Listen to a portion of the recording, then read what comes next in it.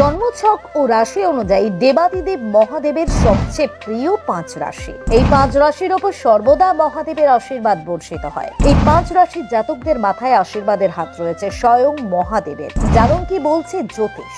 হিন্দু ধর্মে ত্রিদেবের মধ্যে অন্যতম হলেন মহাদেব। শিবলিঙ্গ রূপে তার পুজো করা হয়। আবার যেখানে যেখানে তিনি স্বয়ং প্রকট হয়েছেন, ভারতের এমন 12টি স্থানে জ্যোতির্লিঙ্গ স্থাপিত হয়েছে। উল্লেখ্য, এই জ্যোতির্লিঙ্গগুলি স্বয়ংভূ। এগুলি দ্বাদশ জ্যোতির্লিঙ্গ নামে পরিচিত।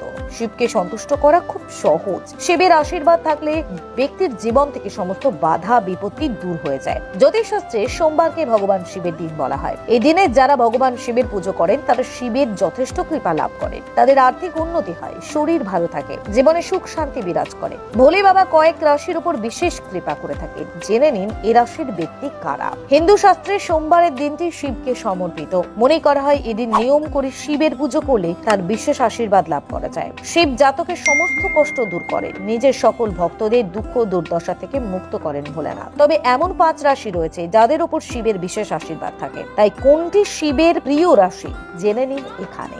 বৃশ্চিক রাশি। জ্যোতিষশাস্ত্র অনুযায়ী বৃশ্চিক রাশির অধিপতি হলো মঙ্গল। এ রাশির জাতক জাতিকারা একটু বেশি শিব ঠাকুরের ভক্ত। তারা শিব ঠাকুরকে খুব বিশ্বাস করে। তাদের প্রতি সোমবার করে শিবের মাথায় জল নিবেদন করা উচিত। তাতে তাদের মনের কষ্ট দূর হয়, জীবনে তারা যা চান তাই করতে পারে। আর শিব ঠাকুরের প্রিয় রাশি হলো এই বৃশ্চিক রাশি। মেষ রাশি। এ রাশির অধিপতি মঙ্গল। এই রাশির জাতক জাতিকারা সর্বদা ভগবান শিবের বিশেষ কৃপা পেয়ে থাকে। তাই সোমবার করে এ রাশির ব্যক্তিদের শিবের মাথায় জল ঢেলে ভোলে বাবার মাথায় বেলপাতা নিবেদন করা উচিত। শিবের মাথায় জল দিয়ে পুজো করলে তাদের জীবনের সমস্ত ঝামেলা অশান্তি দূর হবে। সকল সমস্যা থেকে তারা বেরোতে পারবেন। জীবনে অনেক সুযোগ সুবিধা আসবে তাদের। আর্থিক দিক থেকে উন্নতি করতে পারবেন তারা সহজে। জীবনে সাফল্যের মুখ দেখবেন তারা সহজে। মকর রাশি। শিবের প্রিয় রাশির মধ্যে মকর রাশিও একটি। এই রাশির জাতক জাতিকাদের অধিপতি শনিদেব। বলা হয় এই রাশির যে সকল ব্যক্তি শিব ঠাকুরের পুজো করে থাকে তারা সবসময় কাজে খুব পারদর্শী হয়। সোমবার করে শিবের মাথায় জল দিয়ে পুজো করলে আপনার জীবনে সাফল্য আসবেই, সেই সঙ্গে দাম্পত্য জীবনেও আপনি সুখী হবেন। কুম্ভ রাশি।